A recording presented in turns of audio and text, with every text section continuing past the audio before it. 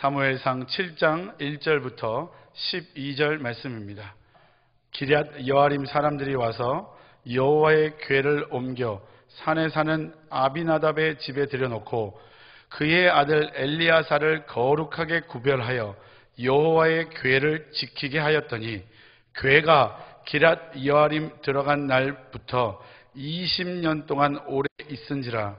이스라엘 온 족속이 여호와를 사모하니라. 사무엘이 이스라엘 온 족속에게 말하여 이르되 만일 너희가 전심으로 여호와께 돌아오려거든 이방신들과 아스다롯을 너희 중에서 제거하고 너희 마음을 여호와께로 향하여 그만을 섬기라.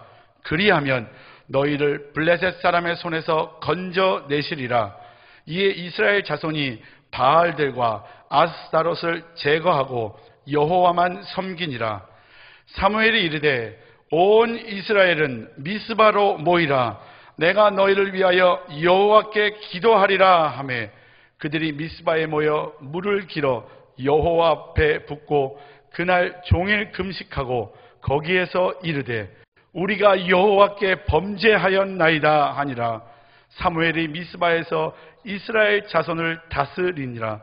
이스라엘 자손이 미스바에 모였다 함을 블레셋 사람들이 듣고 그들의 방백들이 이스라엘을 치러 올라온지라.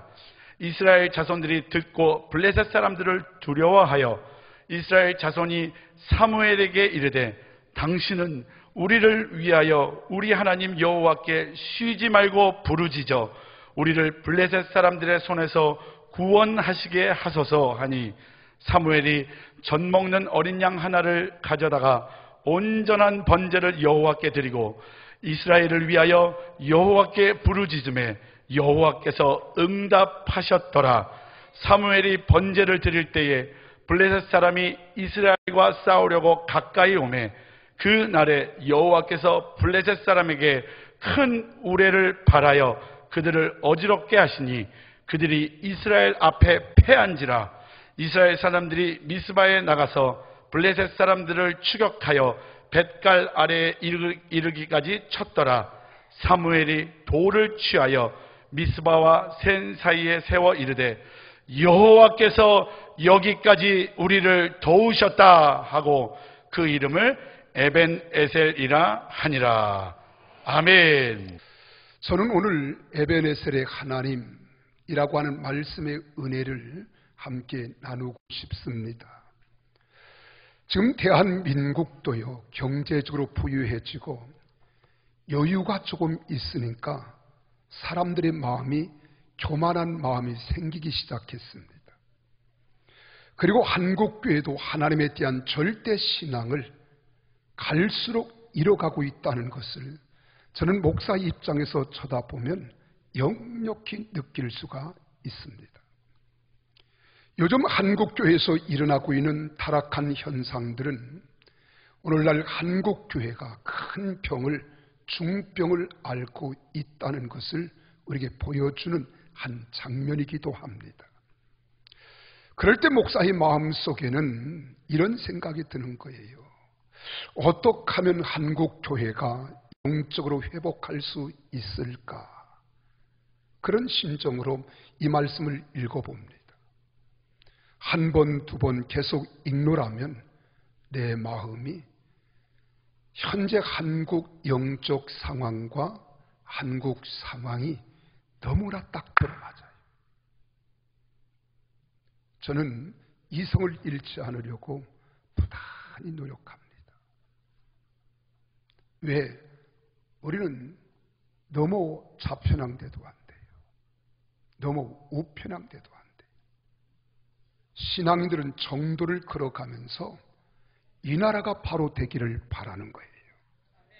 그리고 우리 대한민국에 5만 5천여 교회와 그리고 1천만 크리스찬들이 세상의 소금과 빛의 역할을 감당한다면 이 땅의 희망은 반드시 올 것입니다. 나는 반드시 믿습니다. 그래서 하나님의 영광이 이 땅에 나타나기를 바라고 하나님의 나라로 우리가 세워지도록 우리가 끊임없이 기도하는 복된 하나님의 사람들이 되어야 될 줄로 믿으시기를 바랍니다. 오늘 본문에 나오는 이스라엘의 영적 회복은 한국교회에 중요한 영적 교훈을 주고 있는 대목이기도 해요. 그래서 본문의 성도의 개인의 영적 회복에도 우리가 적용할 수 있겠지만은 오늘 이 본문은 그보다도 교회 공동체와 국가적 차원에서의 영적 회복보다 그리고 잘 적용될 수 있는 길이 무엇일까를 생각해 보는 겁니다. 사무엘은 어린 시절에는 이스라엘은 영적으로 매우 타락해 있었어요. 그 당시 종교 지도자였던 엘리 제사장과 그의 아들 두 아들이 있었습니다. 홈니와 비느하스는 하나님을 섬긴다고 하면서도 그는 타락한 지도자들이었어요. 그래서 성도들이 영적인 어떤 중심을 잡지 못하고 혼돈과 혼란에 빠져 있었어요. 그때에 하나님께서 사무엘이라고 하는 어린 소녀를 택하시고 불러주셔서 이 사무엘을 통해서 엘리 제사장의 가문에 영적으로 그리고 어떤 미래에 펼쳐진 일들을 이야기해 줍니다. 근데 그대로 되는 거예요. 또 뿐만 아닙니다. 이스라엘 백성들은 하나님을 섬긴다고 하면서도 가나안 땅의 토속 신앙인 바알, 그러니까 이방 신들이라 이렇게 말해요. 바알과 아세람 욱상을 섬기고 아수다롯이라고 하는 우상을 섬기고 있었습니다. 그리고 하나님에 대한 바른 신앙 대신에 형식적인 신앙 생활로 이스라엘 민족들은 혼란과 혼돈 속에 지금 오합지졸이 된 거예요. 그들이 당하는 아픔, 고통 말로 다 표현할 수 없었습니다. 그래서 하나님의 영광이 이스라엘을 떠났습니다. 하나님은 어린 사무엘을 통해서 엘리 제사장 가문에 임할 재앙에 대해서 미리 말씀하시고, 그리고 이스라엘 백성들은 블레셋과의 싸움에서 두 차례나 실패를 거듭합니다. 그리고 약 34,000명이나 되는 죽임을 당하는 큰 불행을 맞이하게 되어지는 민족적 불행을 맞게 되었다는 거예요. 더구나 하나님의 영광의 상징인 언약궤를 빼앗기고 하나님의 언약궤는 블레셋에서 7개월 동안 머물러 있었습니다. 그러나 하나님은 이스라엘 백성들을 긍휼히 여기시고 스스로 그 영광을 지키시는 분이심을 가르쳐 줍니다. 이 법궤가 블레셋에 들어가면 블레셋 사람들은 이스라엘 백성들처럼 전쟁에 나아가면 전쟁에서 승승장구하고, 백성들은 태평성세를 보내며 평안과 안정을 누릴 줄 알았는데, 이 법궤를 옮겨온 이후로부터 독종인 종기가 돋아서 수많은 사람들이 고통을 당하고 죽임을 당하는 겁니다. 그랬을 때 이 하나님의 법궤를 이스라엘 여호와 야림의 집에 보내게 되어지는 거예요. 그래서 여러분, 이 일로 인해서 하나님은 영광을 보존하십니다. 그렇습니다. 오늘 교회가 교회로서의 역할을 감당하지 못하고 성도가 성도로서의 역할을 감당하면 교회의 영광성, 거룩성은 상실돼요. 그러나 하나님께서는 어떻게 해서라도 주님이 피로 값주고 사신 하나님의 교회의 영광성과 거룩성을 보존하기를 원하시는 줄로 믿으시기를 바랍니다. 그럼 목회자는 여기에 생명을 걸어야 돼요. 야합을 한다거나 또한 치우쳐서 중심을 잃어버린 목회자는 목회자의 생명을 잃어버린 사람이에요. 세상이 아무리 험악하고 내 생명에 위협이 닥친다 할지라도 생명의 말씀은 과거나 현재나 미래에 변함이 없습니다. 예수 그리스도는 어제나 오늘이나 영원토록 동일하신 전능자 하나님이심을 믿으시기를 바랍니다. 목회자가 어떤 명예나 물질이나 생명의 위협을 당한다고 해서 변질돼서는 안 되는 거예요. 바른 소리 할 수 있어야 돼요. 그래서 성경에서 말한 바와 같이 내가 하나님을 기쁘게 하랴 사람을 기쁘게 하랴. 내가 사람을 기쁘게 하였더라면 하나님의 종이 아니라고 바울은 말하는 겁니다. 베드로도 말하는 거예요. 오늘 우리는 정말 신앙인으로서의 정조가 있고 생명이 있는 겁니다. 이 시대 우리 그리스도인들이 해야 할 일이 무엇인가? 이 땅의 어두움이 짙게 깔려있는 이 세상에 우리 교회가 해야 할 사명이 무엇인가를 우리가 바로 알고 깨달아야 될 줄로 믿으시기를 바랍니다. 그래서 블레셋 사람들이 하나님의 법궤를 이스라엘로 보냈지만 하나님의 성막이 있었던 이 실로로 돌아가지 못하고 기럇 여아림에 사는 아비나답의 집에서 20년 동안 머무르는 거예요. 이제 이스라엘이 어떻게 그들의 타락해서 다시 회복하며 하나님을 올바르게 섬기게 되었는지 우리는 오늘 본문 말씀을 통하여 우리는 살펴보고 한국교회가 이 땅에 어떻게 회복의 가정을 밟아야 하는지 우리는 알아보자는 겁니다. 성도는 성도로서의 신앙관을 바로 세워야 합니다.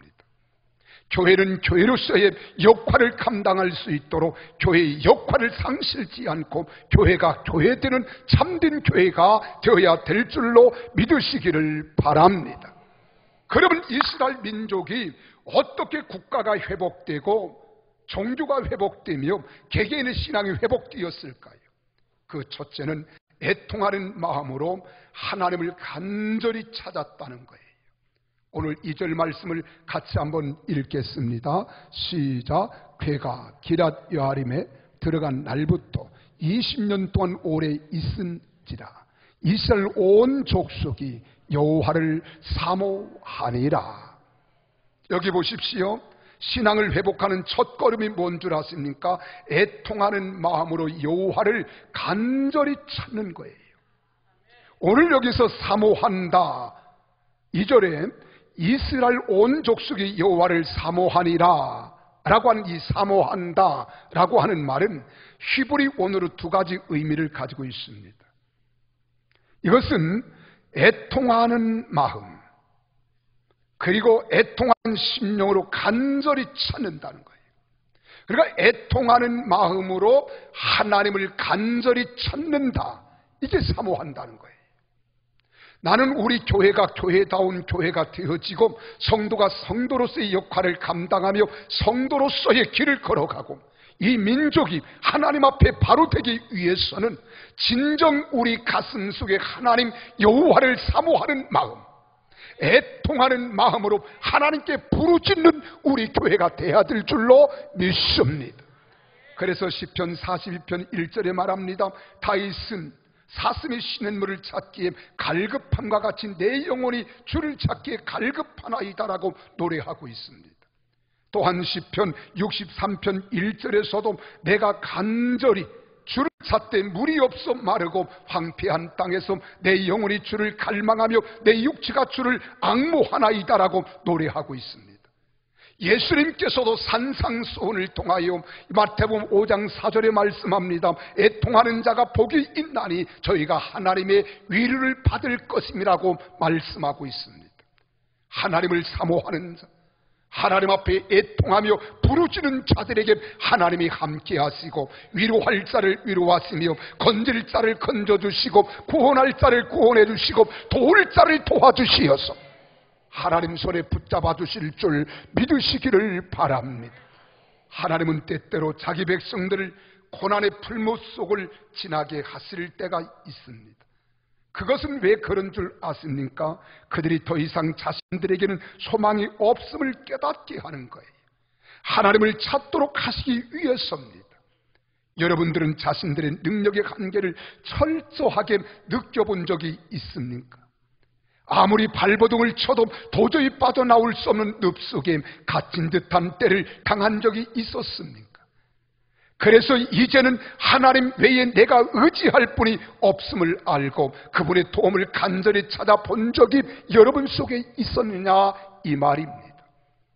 우리 최태선 형제가 20년 동안 국적 없이 여권도 없이 그 시베리아 벌목공으로 가가지고 20년 동안 유린 방황할 때 더 이상 희망이 없다는 것을 깨달았을 때 자기 어린 시절 어머니가 지하 교인이었기 때문에 하나님 앞에 숨어서 기도하는 그 소리를 들었고, 어머니가 부탁한 말씀이 가슴에 남아있기에 그런 절박한 상황에서 하나님께 부르짖는 것, 기도하는 것, 이것이 여호와를 사모하는 거예요. 이 부르짖음을 하나님이 들으셨기에 우리 최태선 형제의 기도를 들으신 줄로 믿으시기를 주님의 이름으로 축원합니다. 여러분, 한국교회는 아직 그런 절박함이 없는 것처럼 느껴질 때가 많습니다. 회개를 말하지만 아직은 자신들의 무력함을 철저히 느끼지 못하고 있는 것 같은 감을 느낄 수가 있습니다. 그렇게 영적으로 절박하지 않은 것 같다, 이 말입니다. 저는 그때 생각되는 것, 이렇게 되지는 말아야 되겠지만은 앞으로 더 타락한 모습이 나타날 것 같다는 거예요. 그러나 지금이라도 회개할 때 하나님이 드시는 매가 덜 아프다는 것을 알아야 합니다. 앞으로 더 타락하면 나중에 회복할 때 견디기 어려울 때를 맞을 수 있습니다. 나는 부탁합니다. 지금이 은혜 받을 만한 때요, 지금이 구원의 날이기에 우리는 지금 여호와를 사모하십시오. 간절한 마음으로 하나님께 불꽃 기도하십시오. 그러면서 두 번째, 우리는 마음의 우상을 제거해야 합니다. 3절 4절을 같이 한번 읽어보겠습니다. 시작. 사무엘이 이스라엘 온 족속에게 말하여 이르되, 만일 너희가 전심으로 여호와께로 돌아오려거든 이방 신들과 아스타롯을 너희 중에서 제거하고 너희 마음을 여호와께로 향하여 그만을 섬기라. 보십시오. 지금 이스라엘 백성이 가나안에 들어왔습니다. 그리고 가나안 땅에 들어와 보니까 내가 섬기는 하나님과는 상관이 없는 원주민들의 토속신앙이 있어요. 그것이 바로 바알과 아세라를 섬겼습니다. 바알과 아세라는 농경신입니다. 풍요의 신입니다. 그 우상을 통해서 물질적 축복을 얻기 위했다는 겁니다. 그리고 아스타롯은 사랑과 전쟁의 여신입니다. 이 말은 성적 음란함을 부추기는 우상입니다. 그러므로 성적 쾌락으로 문란해진 거예요. 한마디로 물질의 축복과 성적 쾌락이 거기에는 만연하고 있었다는 겁니다. 오늘날 한국 사람들이 추구하는 것이 무엇입니까? 물질의 축복입니다. 경제의 성장입니다. 그리고 성적 쾌락이 아니던가요? 하나님을 섬긴다는 성도들조차도 물질적 축복에 매이고 성적 쾌락을 추구하며 살고 있는 사람들이 얼마나 많은 줄 우리는 수를 헤아릴 수가 없습니다. 그러므로 한국판 현재 사회는 바알과 아스타롯을 섬기고 있는 것과 동일하다고 저는 생각하는 거예요. 한국교도 물질적 탐욕과 성적 쾌락을 추구하는 현대판 바알과 아스타롯을 제거하지 못한다면 하나님께로 돌이킬 수 없는 무서운 하나님의 심판과 책망이 있음을 기억하십시오. 그렇지 않으면 한국교회와 한국 사회는 무너질 겁니다. 이제 우리는 돌아서야 합니다. 회개해야 합니다. 변화되어야 합니다. 하나님이 기뻐하는 하나님의 나라가 되어야 될 줄로 믿으시기를 바랍니다. 그런데 어제 일입니다. 인천에서 퀴어 축제가 있었어요. 축제를 사전에 허가를 득하기 위해서 부평구청에 냈지만은 구청에서 주차장이 없는 관계로 이걸 불허했습니다. 그래도 강행군을 하는 거예요. 이 정보를 알고 기독교인들이 이 반대를 하기 위해서 기독교인들이 모였어요. 그리고 방해를 하고 못하게 했습니다. 그랬더니 공권력을 가지고 발가벗고 몸에 수치를 다 드러내 보이며 퀴어 축제를 하는 사람들은 공권력이 가만두고요, 목사님을 쇠고랑을 치웠어요. 이게 SNS에 떴어요. 우리나라 사상 초래 없는 일이 벌어진 거예요. 저는 그것을 보고 신빙성 있는 참석한 목사님으로서 전화를 받았어요. 전 세계에 알려야 되겠다. 내 성격으로도 가만히 있을 수가 없잖아요. 그래서 SNS에, 페이스북에 올렸습니다. 자유민주주의의 대한민국은 어디로 가고 있는가? 그 물음표를 해서 띄웠습니다. 많은 분들이 반응을 보이기 시작했어요. 여러분, 음란한 행위를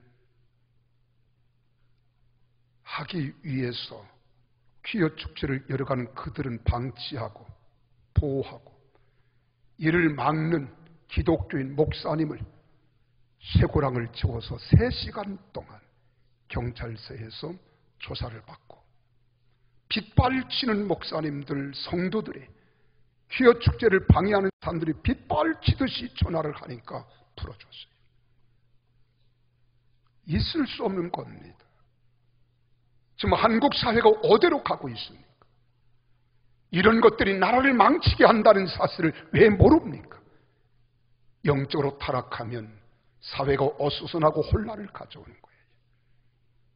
우리 기독교인은 기독교인다워야 하고 교회 공동체는 교회 공동체다워야 될 줄로 믿으시기를 바랍니다.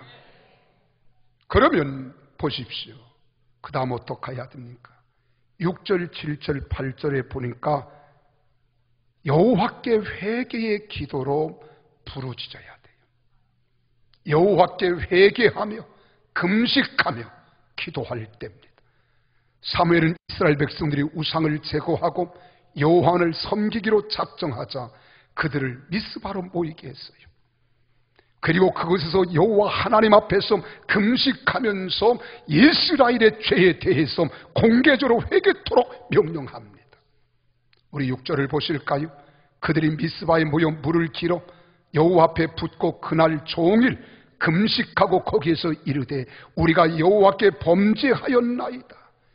여기 물을 붓는 것은 마음을 하나님 앞에 물처럼 붓는다는 것의 상징적 표현입니다. 그리고 하나님 앞에 정결한 마음을 갖는다는 것을 의미하고 있습니다. 그러므로 한국 교회나 한국 사회가 전심으로 하나님 앞에 자신들의 죄를 회개하고 주님께로 돌아오기를 기도해야 한다는 거예요. 이럴 때 마귀는 더욱 역사하지만 염려하지 마십시오. 우리가 이렇게 금식하면 금방 문제가 해결될 것 같지만 절대로 그렇지 않습니다. 마귀는 더더욱 역사하기를 호시탐탐 노리고 있다는 거예요. 우리 옛말에도 그런 말 있잖아요. 호사다마라고. 좋은 일이 있으려면 반드시 막아 끼게 되어 있다고요. 하나님의 역사하는 현장, 하나님이 기뻐하는 곳에는 하나님의 영광을 나타나기 위해서 마귀도 득실거리지만 하나님이 그 속에서 역사할 줄 믿으시기를 바랍니다. 보세요. 우리 7절에 뭐라고 했습니까? 함께 같이 읽습니다. 시작. 이스라엘 자손이 미스바에 모였다 함을 블레셋 사람들이 듣고 그들이 방백들이 이스라엘로 올라온지라. 이스라엘 자손들이 듣고 블레셋 사람들을 두려워하여 보세요. 지금 모여서 금식하며 기도하고 있습니다. 부르짖고 있습니다. 그런데 블레셋 사람들이 그들이 군사를 이끌고 이들을 치러 온다는 거예요. 백성들이 두려워합니다. 염려합니다. 근심합니다. 그때 8절에서 뭐라고 말하는지 보세요. 같이 읽습니다. 이스라엘 자손이 사무엘에게 이르되 당신 우리를 위하여 우리 하나님 여호와께 쉬지 말고 부르짖어 우리를 블레셋 사람들의 손에서 구원하시게 하소서 하니, 사무엘이 9절입니다. 다 같이 읽습니다. 시작. 사무엘이 젖 먹는 어린 양 하나를 가져다가 온전한 번제를 여호와께 드리고 이스라엘을 위하여 여호와께 부르짖으매 여호와께서 응답하셨더라. 할렐루야. 그렇습니다. 이스라엘 백성들이 여호와 앞에 전심으로 회개하고 금식하며 부르짖을 때에 그들의 영적 지도자 사무엘이 쉬지 않고 하나님께 부르짖었기 때문에 하나님 영광이 이스라엘 중에 있었습니다. 한국교회 회복은 공개적인 회개의 기도를 드린 후에 진심으로 여호와 하나님께 부르짖을 때 가능한 줄로 믿으시기를 바랍니다. 그래서 목회자들은 한국 사회를 위하여 하나님께 금식하며 기도해야 할 때입니다. 우리 성도들은 세상에서 그리스도의 백성으로, 하나님의 자녀로 회개하고 참여하는 마음으로 구별된 삶을 살게 될 때 한국 사회는 영적으로 회복될 줄로 믿습니다. 이 사실을 믿으십시오. 그러나 그것이 현실과 얼마나 동떨어졌는가, 우리는 생각할 때마다 이 괴력감이 더 깊어지는 거예요. 그것을 생각하면 목회자인 저의 마음이 참 답답하기 그지없습니다. 이럴 때 어떻게 하면 좋을까? 가슴은 울렁거리고 뛰지만은 방법이 없어요. 그러니까 우리 성도들이 예배할 때에 우리 성도들만이라도 의식을 바로 고치고 바르게 말씀을 알아서 말씀 위에 굳게 세움으로 어둠의 세상을 이기고 하나님 말씀으로 승리하는 능력자가 될 수 있도록 스스로 자기를 훈련하고 세워가는 하나님의 사람들이 되게 하는 것이 목사의 사명이라 이 말이에요. 나는 북한의 2,500만 우리 동축을 생각하면요, 때로는 잠이 안 올 때가 있습니다. 지금 계속 세터민들의 간증을 2번째 하고 있어요. 다음에도 합니다. 여러분, 북한 실정을 너무 몰라요. 다도 몰라요. 그러나 그곳에서 살다가 내려오신 분들은 너무나 잘 알잖아요. 난 우리 성도들이 그 사실을 좀 알려줘라. 그리고 나라와 민족을 위해서 기도하고 북한의 2,500만 지금도 인권의 유린을 당하고 착취를 당하며 억압당하는 우리 동족을 위해서 기도하게 해야 한다. 한국교회가 기도해야 합니다. 5천만 우리 민족이 정신 차려야 합니다. 그래서 이들을 제자훈련으로 잘 가르쳐서 화요일 저녁에 세터민을 위한 제자훈련을 하려고 그래요. 그리고 제자훈련을 마치고 남북 통일이 되면 여러분, 우리는 북으로 가서 내 마을, 내 동족들에게 그리스도의 복음을 증거하고 그들을 살리는 역사가 일어나야 할 때 여러분, 기도가 필요합니다. 여러분, 도움이 필요합니다. 그렇게 되기를 원하시면 아멘 하십시오. 그러면 어떻게 해야 되나? 마지막으로 따라합시다. 하나님의 은혜를 기억하자. 믿습니까?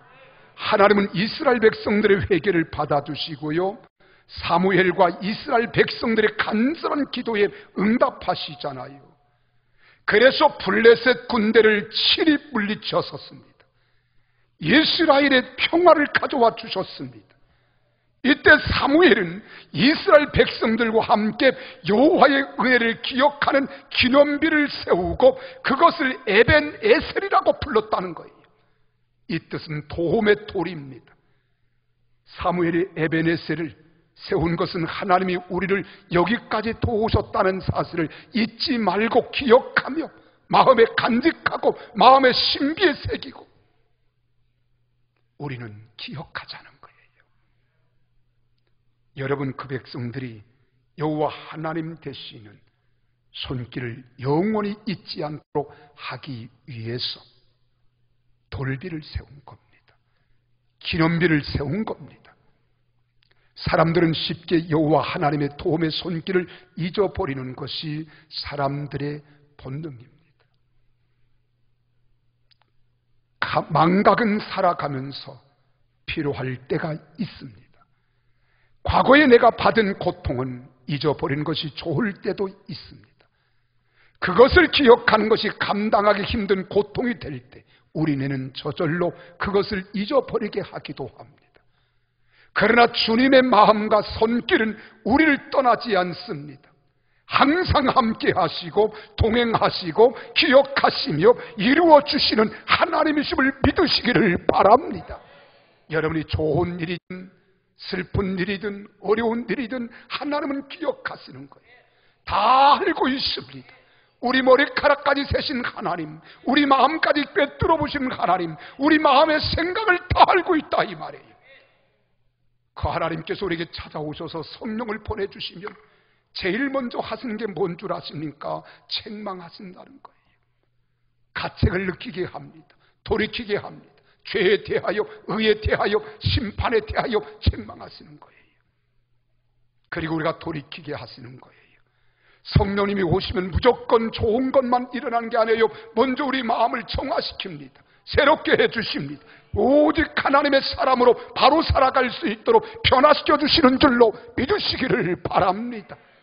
이때 성령님의 인도를 받으면 책망받을 때에는요, 돌이키지 않으려고 발버둥 치지 마세요. 책망할 때 회개하고 돌이키세요. 그리고 변화를 추구하세요. 가르치시고 깨닫게 하실 때 말씀을 붙잡고 순종하세요. 하나님이 우리가 긴 터널을 지나면 광명의 빛이 비춰오듯이 어려움과 고난과 고통이 땅에서 낙심하고 좌절하지 말고 믿음의 주요 온전케 하신 이인 예수님만 바라보시면서 믿음으로 승리하는 여러분과 저가 되시기를 예수 이름으로 축원합니다. 여러분, 탄광 속은 캄캄한 암흑뿐입니다.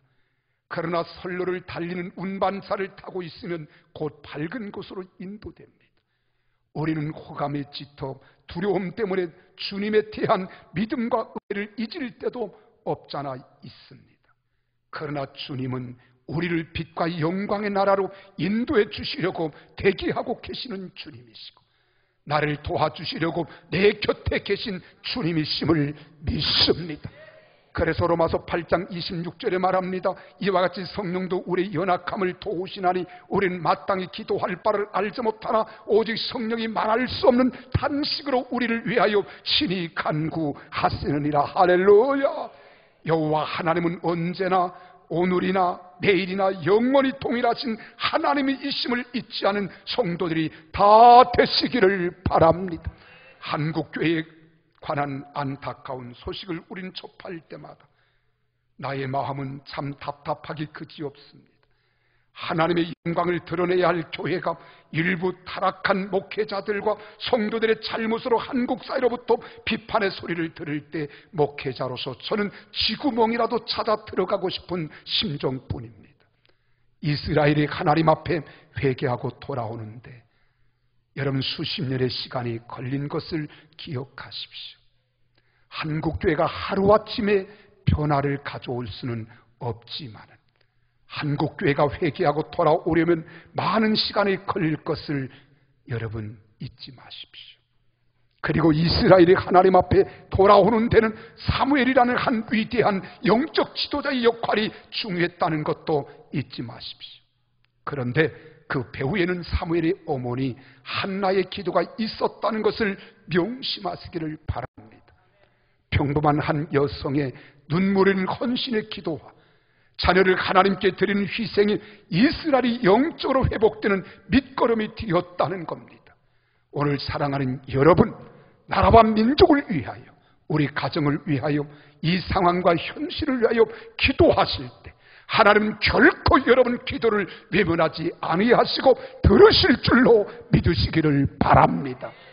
저는 지난번 우리 제2차 전도대회 집회 때 주성민 목사님의 간증을 지금도 잊지 못해요.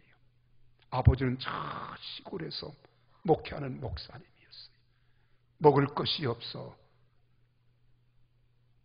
굶주릴 때가 먹는 날보다 더 많았다 그래요. 옛날에 목회자들이 다 그랬잖아요.